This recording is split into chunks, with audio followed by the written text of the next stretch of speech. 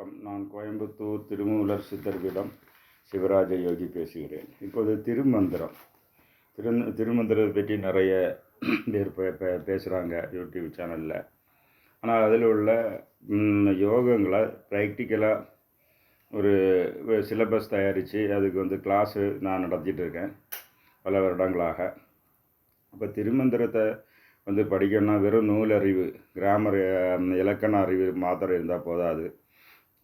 திருமந்திரத்தை ஹேண்டில் செய்யக்கூடிய பெரும்பாலான ஆசிரியர்கள், தமிழ் ஆசிரியர்கள், ப்ரொஃபஸர்ஸு அப்படி பலரும் அதில் நடத்துகிறாங்க. அவங்க இந்த இலக்கண இதே மாதிரி உள்ள இதை பற்றி தான்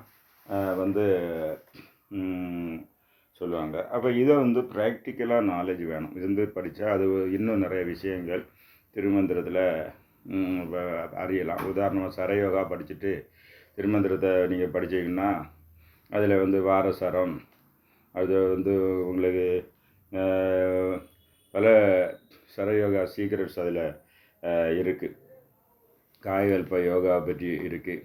அப்போ அதெல்லாம் அந்த சரத்தை பற்றி உள்ள அறிவு சரநூல் சாஸ்திரங்களில் எப்படி இருக்குது அதை விட டீப்பாட்டு திருமந்திரத்தில் இருக்குது, தெரிய வரும். அது படிச்சுட்டு திருமந்திரம் படித்தா தான் அது வெளிப்படும். அதே மாதிரி உங்களுக்கு சக்திபாத யோகான்னு இருக்குது. அப்போ சக்திபாத யோகாங்களுக்கு சாக்த தந்திரங்கள் நிறைய இருக்குது. அந்த தந்திரங்களில் அந்த சக்தியை வழிபடும் முறை, சக்தியில் எப்படி ஆதாரங்களில் எழுந்தருளி இருக்கான்னு சொல்லிக்கிட்டு நூல் இருக்குது. அது சட்சக்கர நிரூபணம். அது ரொம்ப பிரபலமான நூல் தான். அதன் அடிப்படையில் பல ஆராய்ச்சிகள் மேற்கொண்டு ஜப்பான், சைனா பல நாடுகள்லையும் அந்த ஆராய்ச்சிகள் பண்ணுறாங்க. நம்ம இடத்துல நான் இந்த ஆராய்ச்சிகள் பண்ணிகிட்ருக்கேன். அப்படி பண்ணும்போது என்னாச்சுன்னா, சட்சக்கர நிரூபணத்தில் என்ன கருத்துகள் இருக்குது அதை விட ஆழமான கருத்துகள் திருமந்திரம் 4ஆம் சாப்டர் அதில் சொத்தம்னு சொல்லுவாள். சாக்தம் தான் ஆக்சுவலி. இது சாக்த தந்திரம் 4 சாப்டர் 4. அந்த சாப்டர் 4 சக்திபாத் உபாசகர்களும் படிக்கிறாங்க. அப்போ இந்த சக்திபாத் கம்பேரிட்டிவ் ஸ்டடி பண்ணால் தான் அந்த சட்சக்கர நிரூபணத்தில் என்ன பாயிண்ட்ஸ் இருக்குது அதுவும் இருக்குது, அதுக்கு மேலேயும் இருக்குது, அதில் இருக்குது. அது சைவ சித்தாந்த கருத்துகள், சித்த மருத்துவ கருத்துகள், வாசி யோகா, காயகல்ப யோகா, சந்திர யோகா, இப்படி சந்திர மங்கள யோகான்னு உள்ளதை எடுக்கலாம். இப்படி பல இதுகளும் ப்ராக்டிக்கல் வடிவத்தில் பார்க்கும்போது இப்போ சட்சக்கர நிரூபணையும் இதை ஒரு ஒப்பீடு செய்து பார்க்கும்போது உங்களுக்கு என்னாச்சுன்னா, ஆதாரங்களில் பொருந்தி நின்று ஐந்தொழில் புரிகின்றாள். இப்படி ஒரு ஸ்டேட்மெண்ட், ஒரு பாடல்கள். ஆதாரங்களில் பொருந்தி நின்று ஐந்தொழில் புரிகின்றார். முதல்ல ஐந்தொழில் என்ன அதை பற்றி தெரியணும். ஏன்னா வேதாந்தத்தில் 3 தொழில் தான்: படைத்தல், காத்தல், அழித்தல். இந்த 3 தான் வேதாந்தத்தில் சொல்லப்படுகிறது. ஆனால் சைவ சித்தாந்தத்தில் அது படைத்தல் பிரம்மா பண்ணுறாரு, அடுத்து காத்தல் விஷ்ணு, அடுத்து அழித்தல் கிடையாது.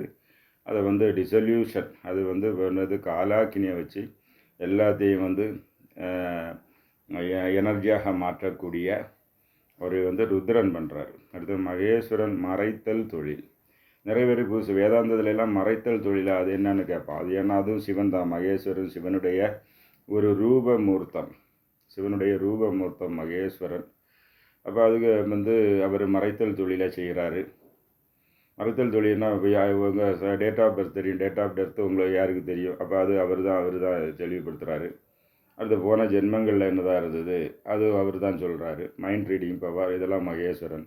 அப்போ 4ஆவது தொழில் படைத்தல், காத்தல், அழித்தல்கிறது மறைத்தல் தொழில். அப்போ அதுக்கு அடுத்தபடி நீங்கள் பார்த்தீங்கன்னா அருளல், அதான் சதாசிவன். இப்படி 5 விதமான தொழில் இருக்குது. இந்த 5 வித தொழிலையும் செயல்படுத்தக்கூடிய நாயகர்கள் பிரம்மா, விஷ்ணு, ருத்ரர், மகேஸ்வரர், சதாசிவன்.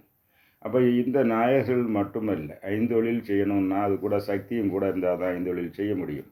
அப்போ அந்த முறையில் அந்த 5 தொழிலை இயக்கக்கூடியது அது மனோன்மணி தாயார். மனோன்மணி தாயார்னால் இது இங்கே நிறைய பேருக்கு என்னது, சரஸ்வதி, லக்ஷ்மி, துர்கா, இந்த 3 பேர் தான் எல்லாருக்கும் தெரியும். உங்கள் வட இந்தியாவிலும் துர்கா பூஜைன்னு சொல்கிறாங்க. இந்த நவராத்திரி 3 நாள் சரஸ்வதி, 3 நாள் லக்ஷ்மி, 3 நாள் துர்கா, இப்படி தான் கொண்டாடினா. அங்கேயும் 5 இருக்குது, 5 இருக்குது, அதுக்கு மேலேயும் இருக்குது.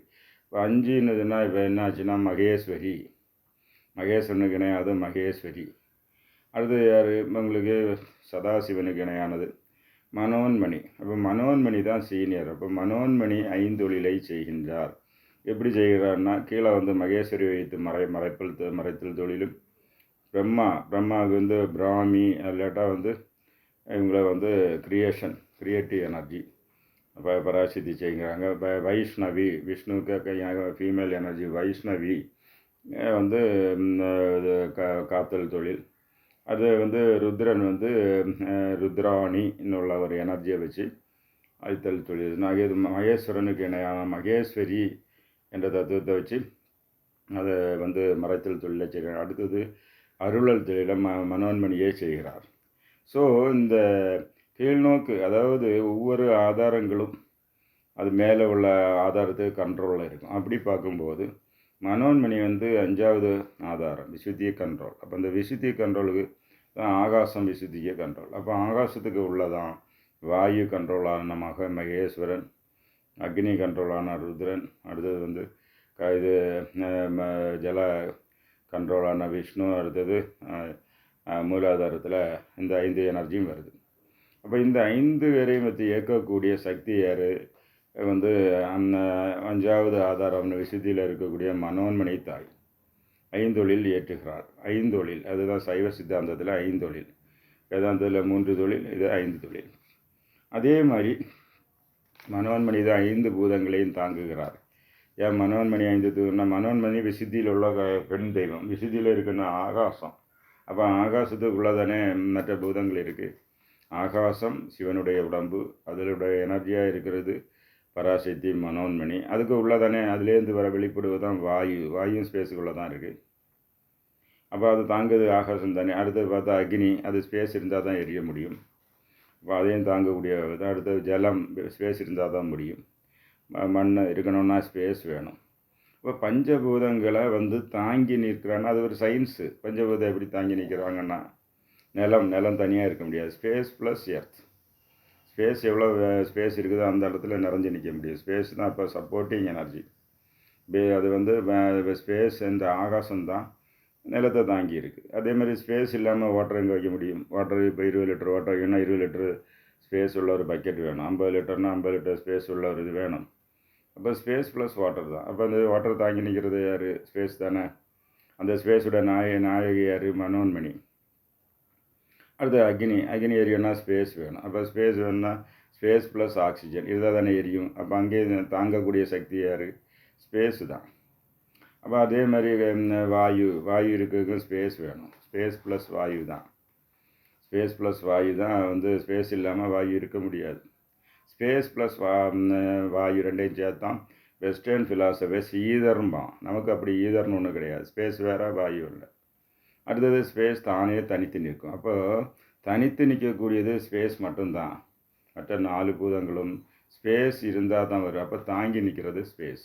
Space plus space plus space plus water, space plus நிலம். அப்போ இதனால தான் இந்த திருமந்திரத்தில் இந்த பாடலில் வந்து 1165வது பாடலில் இந்த இது விளக்கப்படுகிறது. 1161 ஐந்தொழில் பற்றி விளக்கப்படுகிறது.